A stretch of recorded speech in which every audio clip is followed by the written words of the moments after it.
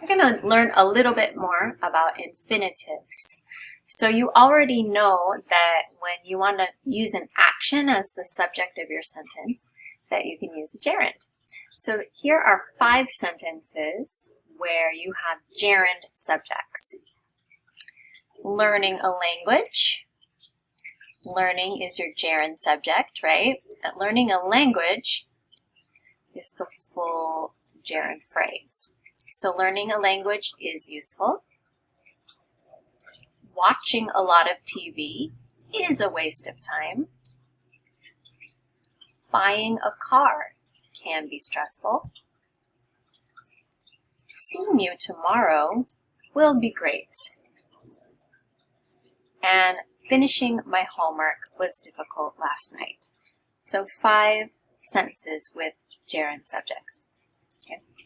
So there is another way to say these same sentences, which is also very common in English. The second model starts with it and has a be verb. Is, was, are, will be, right? So some form of a be verb, and it uses an infinitive. So look how we can move from a gerund subject sentence to an it plus infinitive, right? So learning a language is useful. You can also say it is useful. So we added the subject it and the be verb. It is useful to learn. So now we have the infinitive. Okay. Watching a lot of TV is a waste of time. If you want to use the it sentence, you can say it is a waste of time to watch a lot of TV.